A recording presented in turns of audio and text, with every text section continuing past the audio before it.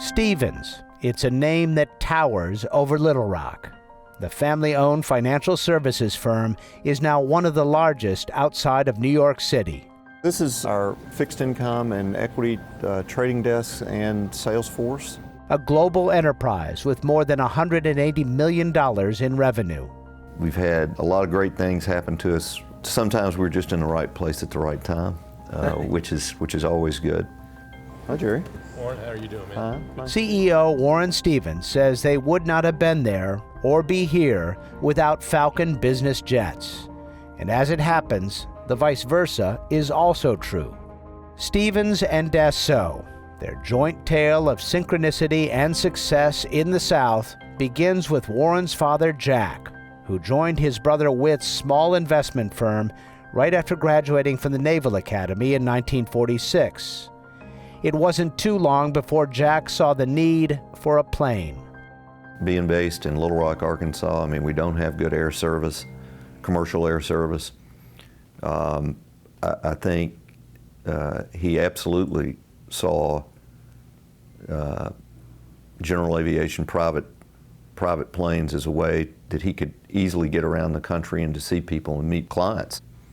So in 1968, he bought a Falcon 20 and started burning lots of Jet A. It took him to a fortuitous meeting, to say the least. The second initial public offering we ever did was for a retailer, little retailer based in Northwest Arkansas, was Walmart.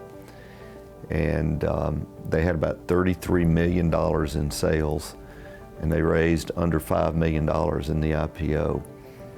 So it'll just, I mean, that's just, you know, that's a once in a century kind of story. My dad said to me, you know, I don't think I could have done what I've done without the use of this plane. I mean, it was a beautiful plane, but man, it was a workhorse. As the company grew, Stevens kept buying Falcons, a 10, some 50s, a 2000, and now the 900s. The quality of the work on the interior in the Falcons is unsurpassed. And I've actually had a friend of mine who flies a competitor say that to me. He got on and he's looking around and he's going, this is nicer. This is really a lot nicer. And I said, well, good, I'm glad. I mean, I'm glad you get to see it. But you can't have it. Yeah, exactly. And the reason that great work is done at Dassault's completion center across the field in Little Rock is because of Jack Stevens. He was frankly mad that he had to take the plane to Kansas City or Wichita or somewhere where it could be serviced. And so he started a fixed-based operation, Little Rock Air Motive. Federal Express founder Fred Smith brought his Falcon 20s to Air Motive to have the cargo doors installed, and soon bought the company from Stevens. But when the Little Rock Airport Commission wouldn't pay to lengthen the runway, Smith moved FedEx to Memphis. And in 1975, Dassault bought Air Motive.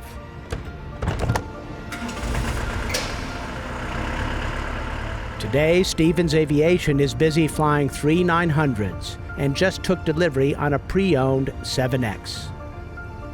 I've been a beneficiary of us having those planes for a long time. I'm spoiled. And going to stay that way, I hope.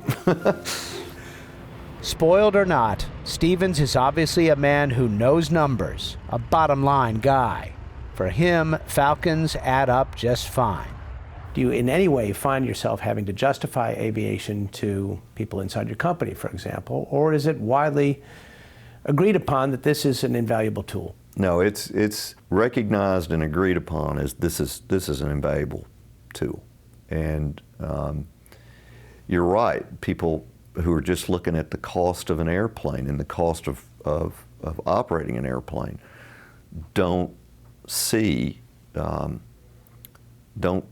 see the benefits sometimes. But you know, I can honestly tell you that when I get on one of our planes, I can be in Europe, I can be anywhere in this country. Because we're on them so much, I feel like I'm at home. And just that feeling alone is a great thing. But then you factor in the ease of getting to and from Little Rock, Arkansas from almost anywhere. We couldn't be here. I mean, I just don't think our company could be headquartered here without our planes. And clearance delivery, Falcon 1828 Sierra's I. Imagine that. Little Rock, Stevens, and Dassault, their success stories are intertwined.